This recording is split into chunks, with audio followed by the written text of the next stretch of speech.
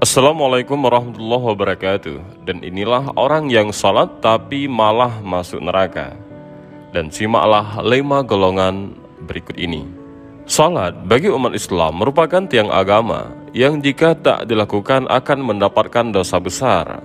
Tak hanya salat wajib saja yang dilakukan, tapi juga salat sunnah juga ditegakkan. Salat adalah amalan yang akan dihisab pertama kali di akhirat. Dalam sebuah hadis, Rasulullah Shallallahu Alaihi Wasallam bersabda, "Sesungguhnya pertama kali yang dihisab, yang ditanya dan diminta pertanggungjawaban dari segenap amalan seorang hamba di hari kiamat kelak adalah salatnya. Bila salatnya baik, maka beruntunglah ia, dan bila mana salatnya rusak, sungguh kerugian menimpanya." Hadis riwayat Tirmizi. Untuk itu, sangat penting bagi kita untuk selalu mendirikan salat. Namun di zaman yang sudah modern seperti sekarang ini, tampaknya banyak orang yang sudah mulai memandang remeh akan sholat.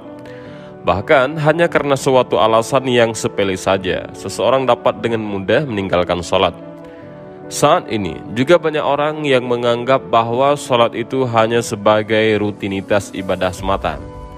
Ada juga seseorang yang melaksanakan sholat karena terpaksa dan lain sebagainya. Hal-hal seperti inilah penyebab seseorang yang rajin sholat tetapi masuk neraka. Karena dalam melaksanakan ibadah tersebut mereka tidak secara ikhlas melakukannya. Dan inilah beberapa orang yang rajin sholat tapi malah masuk neraka. Yang pertama adalah sholat tapi suka berdusta. Berdusta merupakan salah satu dosa besar dan diancam siksa yang pedih di akhirat kelak. Di zaman seperti ini, kebohongan tampaknya sudah menjadi suatu kebiasaan di kalangan masyarakat. Padahal sekecil apapun sebuah kebohongan akan tetap dianggap sebagai dosa besar. Meskipun ada seorang yang rajin sholat dan beribadah, namun apabila lisannya suka berbohong, maka sholat dan ibadahnya akan sia-sia semata. Karena kebohongannya itu akan menghapus amal-amalnya. Dan apabila ia mati dalam keadaan tidak bertobat kepada Allah, maka dia akan dimasukkan ke dalam neraka.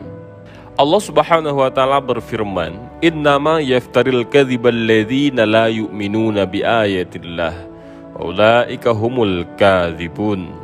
Yang artinya, sesungguhnya yang mengada-adakan kebohongan hanyalah orang-orang yang tidak beriman kepada ayat-ayat Allah, dan mereka itulah orang-orang pendusta. Al-Quran Surah An-Nahl ayat 105. Berbohong menunjukkan salah satu ciri dari golongan orang-orang yang munafik. Untuk itulah mengapa kita sebagai umat Islam harus menjauhi yang namanya perbuatan dusta, karena itu dapat menyengsarakan kita baik di dunia dan di akhirat. Yang kedua, sholat tapi minum minuman keras. Hal ini sering kita jumpai di kalangan masyarakat. Banyak sekali orang yang melakukan sholat tetapi suka minum minuman keras. Inilah akibatnya apabila menganggap sholat hanya sebagai sebuah rutinitas semata, sehingga dalam melaksanakannya tidak dibarengi dengan hati yang ikhlas. Minuman keras adalah segala jenis minuman yang memabukkan, dan minuman semacam ini sangat dilarang oleh agama Islam. Kebanyakan orang yang salat belum tentu bisa terhindar dari minuman keras ataupun khamar. Rasulullah Shallallahu Alaihi Wasallam sendiri mengatakan bahwa setiap minuman keras itu adalah induk dari segala macam kejahatan. Bahkan Rasulullah juga melarang setiap muslim untuk mendekati khamar, apalagi meminumnya, baik sedikit ataupun banyak. Khamar adalah barang haram yang tidak boleh diminum oleh orang yang beragama Islam.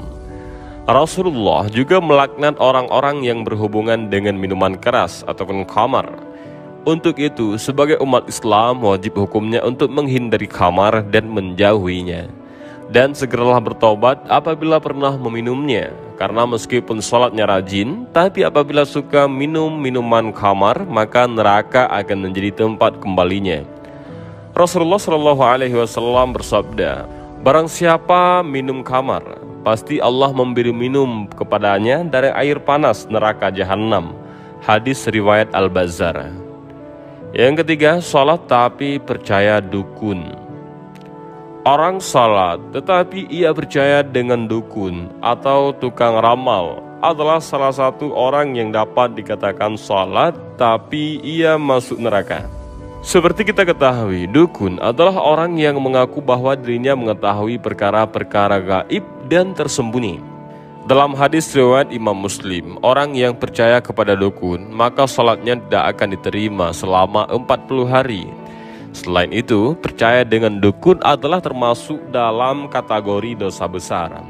Karena hanya Allah sajalah yang maha mengetahui segala sesuatu.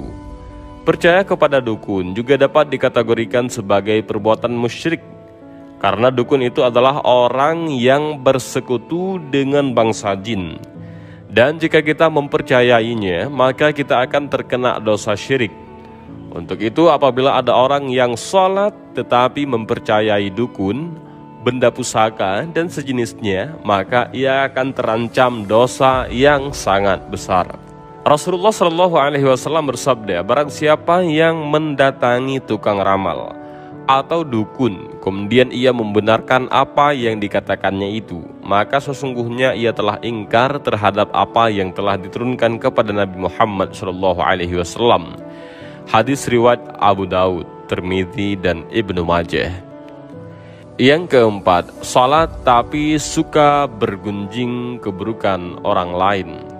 Dalam Al-Quran, Allah Subhanahu wa Ta'ala berfirman, "Ma salakakum fi saqar?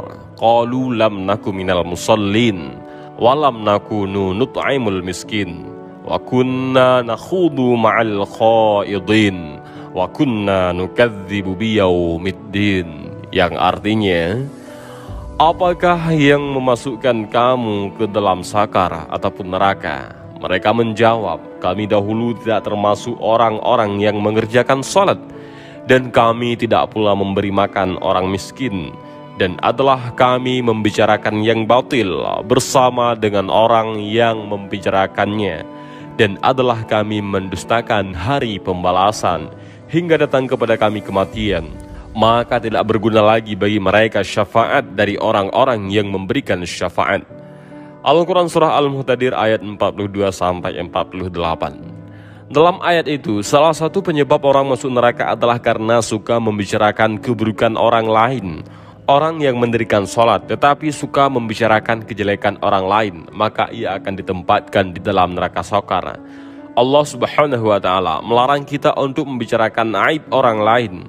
Allah Subhanahu wa Ta'ala berfirman, "Ya ayyuhalladzina amanu ijtanibu katsiran minadh-dhanni inna ba'dadh-dhanni ithmun wa la tajassasu wa la yaghtab ba'dukum ba'dan ayuhibbu ahadukum an ya'kula lahma akhihi maytan fakarihtumuh wattaqullah innallaha tawwabur rahim."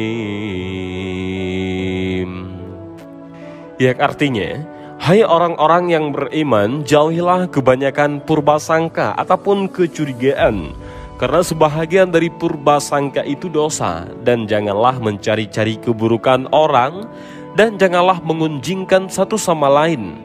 Adakah seorang di antara kamu yang suka memakan daging saudaranya yang sudah mati? Maka tentulah kamu merasa jijik kepadanya, dan bertakwalah kepada Allah. Sesungguhnya Allah maha penerima taubat lagi maha penyayang. Al-Quran Surah Al-Hujarat ayat 12. Yang kelima, salat tapi mengabaikan anak yatim.